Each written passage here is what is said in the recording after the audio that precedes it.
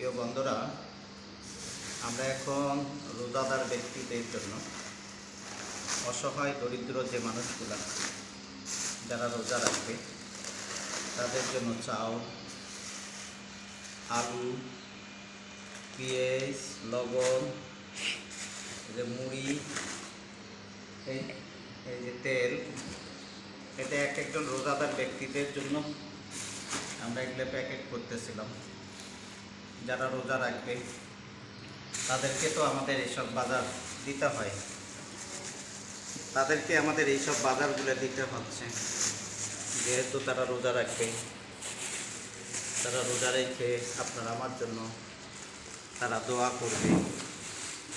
আজকে আপনাদের সার্বিক সহযোগিতা এবং আপনাদের ভালোবাসা নিয়ে আমরা এই রোজাদার ব্যক্তিদের জন্য আপনাদেরকে আমরা বলেছিলাম যে ভাই 1000 পরিবারের জন্য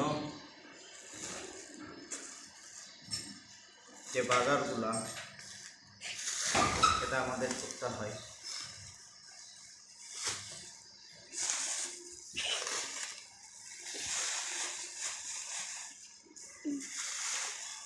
যেহেতু আমাদের এই মানবতার পেশের মাধ্যমে আজকে আমরা এই ভালো কাজগুলো করে যাচ্ছি। আল্লাহ আমাদেরকে সেই তৌফিক দিয়েছেন এবং ভালো কাজ করার আল্লাহ আমাদেরকে সুযোগ দিয়েছেন।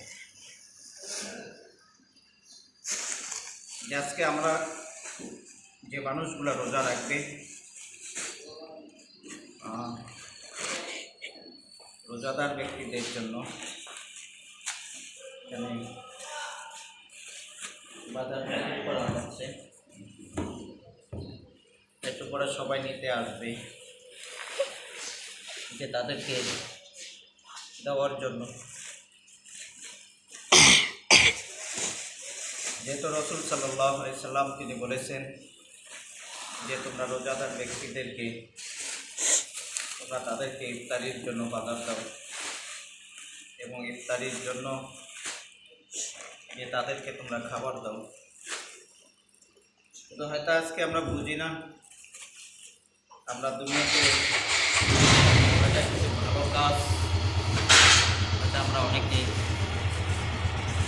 দুনিয়াতে করার জন্য আমরা চেষ্টা করি,